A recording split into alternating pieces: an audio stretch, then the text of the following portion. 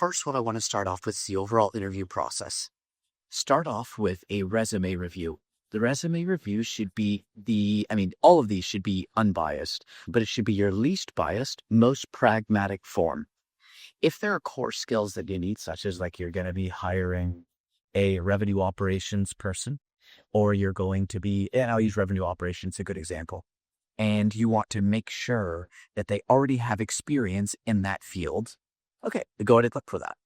A common example of this would be is that you assign compensation based on the amount of relevant experience. What I use is I use a 50% model. So if I'm recruiting for somebody for, let's say, sales, and they've been in customer success or account management most of their career, I take 50% of their experience and count it towards a. So somebody's been in customer success for a decade, and I'm looking for somebody with 5-year sales experience. I would be willing to go to do that. It's half the experience, but they're going to be really good, or they should be, when they get into the skills interview on how to handle relationships with customers. That's an important part of selling. Revenue operations. You should care. Revenue operations, sales operations, marketing operations, they are very technical roles. In the details matters immensely. Taking somebody from finance is about as close as you can get to not exactly the job, but close enough. Other than that, you want real experience in that field. I wouldn't take in, so like, let's say 15 years in investment banking isn't the same as even 3 years in revenue operations, because the role is so critical that those skills, know how to play with the CRM, know how to manipulate data to get it into the types of formats that you need, etc. So first step is resume review. You're going to go in and assess for that. I also screen here for job hopping. Any job that they've been at for less than 3 years, I'm going to want to know why. And I'm going to want that their average tenure per company is at least 2 years. If it's not at least 2 years, unless there is a personal reference where somebody's coming in and vouching for that person, I don't even interview them. To me, it is so important in that somebody's going to stick and be loyal, that they're not job hopping. And if their average career is less than 18 months per company, and you're looking for somebody in sales, they usually don't even break even to making the company money until after 18 months, because there's so much of a management expense and overhead. So anyway, there's the resume review.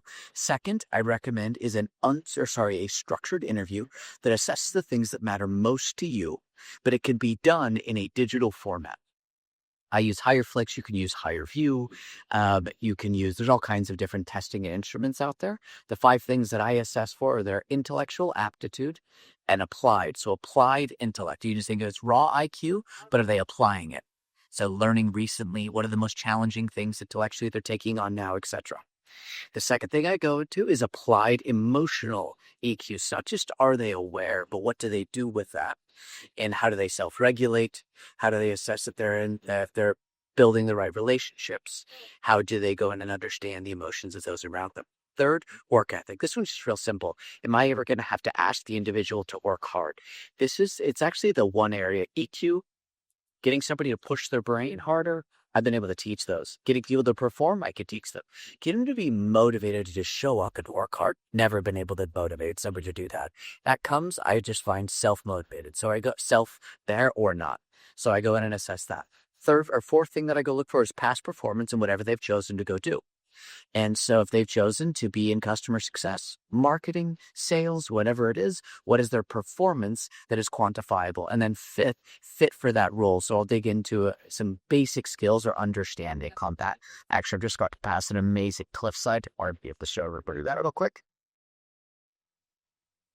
Okay. Then next in the interview process, I recommend a skills interview where you are going to go very deep on the 3 most important skills that you know matter for that role. Then you go into, and you should do all 3 of these steps in less than 2 weeks. You go into pure sales mode. Now you want to close them. If they pass all of these, you want to hire this individual, and everything from that point on is making it to where they're comfortable because you found one of those rare diamonds in the rough. Do whatever it takes to bring them in.